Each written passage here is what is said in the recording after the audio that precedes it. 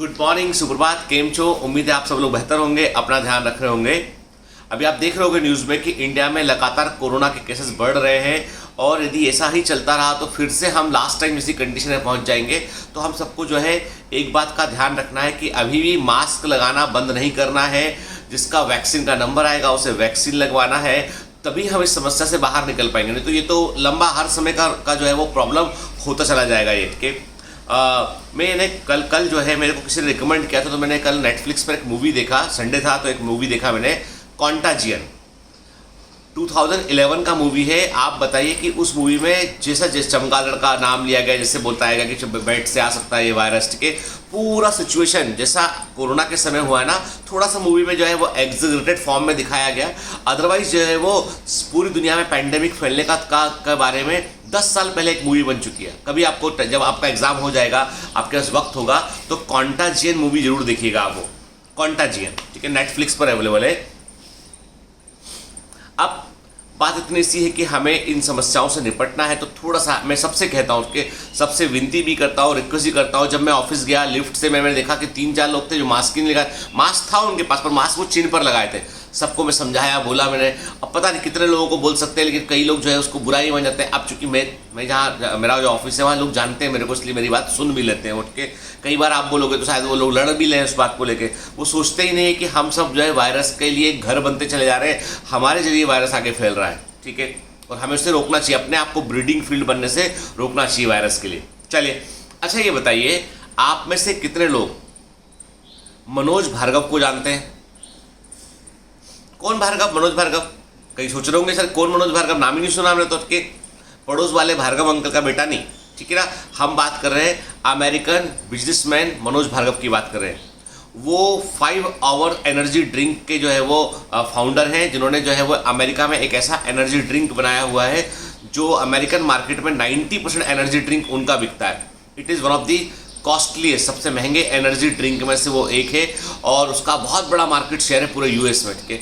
और कहा जाता है कि जो भी इंडियन अमेरिका में हैं, उनमें सबसे अमीर इंडियन में से एक है मनोज भार्गव।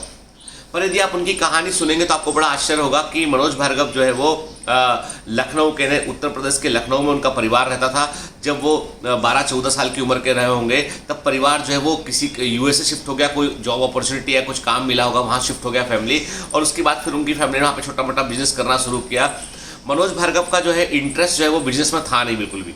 मतलब उनको एक अच्छे कॉलेज में एडमिशन दिलाया गया। सोचिए, उनको एक अच्छे MBA कॉलेज में एडमिशन दिलाया गया, प्रिंसटन यूनिवर्सिटी, जो one of the top university में से एक है। और वो वहाँ पे कुछ महीने पढ़ के उन्होंने पढ़ाई छोड़ दिया, वो ड्रॉप आउट हो गए। उन्होंने कहा ये मेरे बस का नहीं, मैं नहीं करूँगा, ड्रॉप आउट हो गए। दुनिया के सबसे बेहतरीन यूनिवर्सिटी में से एक यूनिवर्सिटी में उनका एडमिशन हुआ था, पर वो नहीं पढ़े, पढ़ाई छोड़ दी। घर वालों ने भी समझाया, कुछ कहा कि भाई तुम कुछ तो करना पड़ेगा। और इतना वो स्वामी विवेकानंद के स्वामी विवेकानंद को आप सब लोग जानते हैं, तो वो उनके बड़े फॉलोअर में से एक थे, और वो उनसे बड़े प्रभावित थे। सब छोड़ छाड़ के, मालूम है क्या किया उन्होंने? सब छोड़ छाड़ के इंडिया वापस, अमेरिका से इंडिया आ गए और अलग अलग आश्रम में रहने लगे, मठों में जाने लगे, सन्यास का जीवन अपना लिया उन्होंने। कुछ साल तक वो जो है सन्यासी जीवन में रहे वो। और उन्होंने एक चीज़ गौर की कि मैं अमेरिका से इंडिया आ गया, सन्यास में इसी जीवन को मैंने बिताया, अलग अलग मठ में गए, अलग अलग आश्रम में गए, वहाँ दिन गुजारे उन्होंने।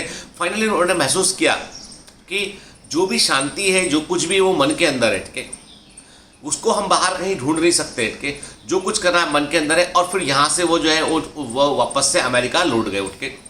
वहाँ लौट कर जाने के बाद उनके दिमाग में आया, जब ये, और आपको बता दूँ बटके, जब वो घर छोड़ के यहाँ पे आए इंडिया में, तो उन्होंने छोटे छोटे प्रेस करना, ठीक है, किसी के बगीचे में साफ सफाई करना, छोटे छोटे बहुत सारे काम किए। जबकि वो उनका परिवार काफ़ी अमीर परिवारों में से एक था। मतलब ऐसे तो नहीं बोलेंगे बहुत अमीर, लेकिन ये कि ठीक ठाक इकोनॉमिकली जो है वो ठीक ठाक लोग थे यूएसए के अंदर उठ के। लेकिन ये यहाँ आके उन्होंने, चूँकि वो सन्यासी जीवन बिता रहे थे, सब तरह के काम करते थे, छोटे बड़े सारे काम करते थे। जब भोजन चाहिए, खाने को पैसा नहीं है, तो कुछ भी काम कर दिया उसमें के। फिर जब वो वापस अपना अमेरिका लौटे, वहाँ लौटने के बाद जो है फिर उनको लगा कि अब सन्यासी जीवन भी देख लिया उन्होंने, तो उनको लगा कि अब मैं नॉर्मल सामान्य लाइफ बिताऊंगा अपने टर्म्स कंडीशन। मुझे मालूम चल गया कि मन का संतोष क्या होता है, कैसे करना है मुझे के। जब भारत में थे तो उन्होंने भारत की की कंडीशन को देखा, उन्होंने यहाँ के हेल्थ केयर सिस्टम को देखा, इन्होंने देखा कितने गरीबों को बहुत आवश्यकता है चीज़ों की, क्योंकि बहुत सारी आबादी ऐसी है जो हाशिए के नीचे है भारत के अंदर। हाशिए के नीचे का मतलब है जिनको मिनिमम बेयर फैसिलिटी भी नहीं मिल पाता है। भाई अमेरिका में यदि गरीब कोई कहता है कि मैं अमेरिका में गरीब हूँ, उसका मतलब है कि उसके पास कार नहीं है, उसके पास खुद का घर नहीं है, खुद की कार नहीं, इसलिए वो गरीब है। कि भारत में कोई बोलता है मैं गरीब हूँ, मतलब सच में उसके पास भोजन की भी व्यवस्था नहीं उसके पास में। तो ये चीज़ें बड़ी प्रभावित की, क्योंकि उन्होंने यही सोचा कि अब देखो मुझे कुछ करना है तो मुझे पहले पैसा कमाना पड़ेगा, और इतना पैसा कमाना पड़ेगा कि मैं चैरिटी कर सकूँ। मतलब मैं अकेला घूमता रहूँ, खुद भी सन्यासी बन जाऊँ और ज्ञान लोगों को बांटता फिरूँ, इससे काम नहीं बनेगा, मुझे बड़ा बनना पड़ेगा और उस पैसे से मुझे हेल्प करनी पड़ेगी भारत की। ये सोचा उन्होंने। अमेरिका लौट गए, उन्होंने सोचा मैं क्या करूँ, क्या काम शुरू करूँ। तो उनका जो फैमिली बिजनेस था थोड़ा समय उन्होंने उसको किया, फिर उस कंपनी को प्रॉफिटेबल बना के उन्होंने बेच बाच दिया, कुछ पैसा आया, फिर सोचे थे कुछ नया आइडिया, फादर ओल्ड हो चुके थे, कुछ नया आइडिया मेरे दिमाग में आया। तो उनको सडनली जो है वो एक दिन उनको एनर्जी ड्रिंक का आइडिया आया कि मुझे जो ट्रक ड्राइवर है, जो एथलीट है, बहुत लोग रहते हैं जिनको जो कुछ प्यास लगती है पानी पीता है, मुझे कुछ एनर्जी ड्रिंक बनाना चाहिए जो एनर्जी दे कुछ घंटों के लिए। तो उन्होंने 5 आवर्स एनर्जी ड्रिंक को जो है इन्वेंट किया, बनाया उन्होंने उसको, और वो इंडिया के जो अमेरिका के top most selling energy drink में से वो एक है। जब इसको लॉन्च किया गया उसके बाद कुछ महीनों के अंदर ये सुपर हिट हो गया। और सोचिए कितना दिमाग लगाया उन्होंने कि छोटी बोतल में उसको उन्होंने, प्राइस उसका अच्छा खासा प्राइस था पर बोतल का साइज छोटा था, और इसलिए बोतल का साइज छोटा होने के कारण उसको बड़ी बोतलों के आगे दुकानदार उसको बड़ी बोतल से आगे रखते थे ताकि दिख जाए। बड़ी बोतल तो दिखेगी, छोटी बोतल आगे रखोगे तो दोनों बोतलें दिख जाएंगी। यदि बड़ी के पीछे रखोगे तो छोटी बोतल दिखेगी नहीं, और दिखती रही, वो लोगों को नजर आती रही तो लोग खरीदते रहे उसको। बड़ा मार्केटिंग में बड़ा फंडा है ये कि आपका प्रोडक्ट कहाँ रखा हुआ है दुकान में, ये भी बड़ा फंडा होता है। और आपको बता दो बड़ी बड़ी कंपनियां उसके लिए दुकानदारों को पे करती है, भैया हमारा प्रोडक्ट आगे रखना, तो हम तुमको 20% डिस्काउंट देंगे, 10% माल एक्स्ट्रा देंगे। खैर प्रोडक्ट चल निकला, धूम मच गई अमेरिका में उसकी 5 आवर एनर्जी ड्रिंक, बार में, पब में, हर जगह पे जो है, सड़क के किनारे, हाईवे पे, सब जगह मिलने लगा वो। अब उनकी कंपनी एकदम प्रॉफिटेबल कंपनी बन गई। आपको पता है मनोज भार्गव क्या करते हैं? उनका टारगेट ये है कि 5,000 करोड़ रुपया वो इंडिया में इन्वेस्ट कर रहे हैं। धीमे हर साल वो कुछ पैसा 200, 400, 500 करोड़ रुपए हर साल इंडिया में इन्वेस्ट करते हैं। अलग अलग वेलफेयर स्कीम में इन्वेस्ट करते हैं, नए टाइप के इन्वेंशन में जो है वो इन्वेस्ट करते हैं। जैसे कि उन्होंने समुद्र के पानी को पीने योग्य कैसे बना सकते हैं, उस पर बहुत सारे रिसर्च चल रहे हैं। मनोज भार्गव उसको फंड किए हुए हैं। कैसे आप जो है वो साइकिल को, जो साइकिल में आप जब साइकिल से कहीं सफ़र करते हैं तो आपने मान लो 15 मिनट पेडल चलाया तो आपकी बैटरी इतनी चार्ज होना चाहिए कि 30 मिनट के लिए वो आपको एनर्जी दे सके। तो उस तरह की हाई इफिशिएंसी बैटरी पर काम चल रहा है ताकि कि जो हमारा व्हीकलर पॉल्यूशन है वो कम हो सके।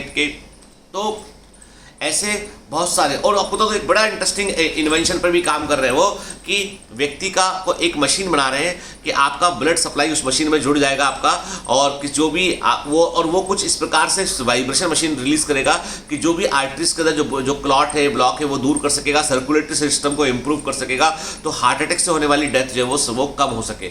अब कितना सक्सेसफुल होगा ये कोई कहना मुश्किल है, लेकिन ये है कि वो ऐसे भविष्य के इन्वेंशन में वो इन्वेस्ट कर रहे हैं। और इसके अलावा कई उनकी जो एनजीओ को वो फंडिंग भी करते हैं जिससे कि वो ग्राउंड लेवल तक उनका लोगों तक हेल्प पहुंच सके। तो सच में यदि कोई बोलता है ना कि मुझे देश के लिए कुछ करना है, मुझे कुछ बड़ा करना है, तो आपका दूसरों को देखकर दुखी हो जाना, दुख में दुख व्यक्त कर लेना, ये सही तरीका नहीं। सही तरीका ये है कि आपको उपाय ढूंढना पड़ेगा। मनोज भार्गव जब इंडिया में थे उन्होंने देखा कि अरे बहुत प्रॉब्लम है यहाँ, तो उन्होंने ये सोचा कि पहले तो मैं अपने आप को बड़ा करता हूँ, फिर मैं दूसरों की हेल्प कर पाऊंगा। मैं चैरिटी के लिए आपके पास कुछ होना चाहिए, ठीक है। तो वो उन्होंने अर्जित किया। जब उनसे पूछा गया इंटरव्यू में कि आपके बाद आपका बेटा इस कंपनी को, आपके बेटे को इस कंपनी में से क्या मिलेगा, तो उन्होंने बोला कुछ नहीं मिलेगा। बेटे से पूछा गया कि आप क्या करेंगे, आपके पिताजी आपको कुछ नहीं देंगे, तो बेटे ने कहा मैं अपनी कंपनी खुद खड़ी करूंगा और इससे बड़ी कंपनी खड़ी करूंगा और मैं इसके लिए मेहनत कर रहा हूं।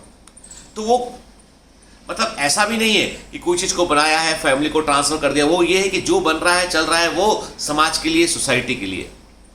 ऐसे आपको बता दूं भारत से बहुत सारे लोग ऐसे जो केरला में हैं, अलग अलग केरला को बिलोंग करते हैं, पंजाब को बिलोंग करते हैं, कई जगह पे जो अब्रॉड रह रहे हैं और वहाँ से पैसा इंडिया में भेजते हैं और इंडिया की इकोनॉमी में बड़ा रोल प्ले करते हैं।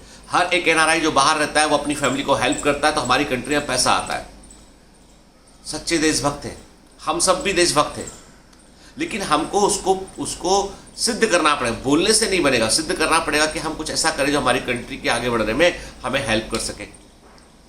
तो उम्मीद है आज आप मनोज भार्गव जी के बारे में भी जान गए होंगे। ठीक है, have a great day head, all the best.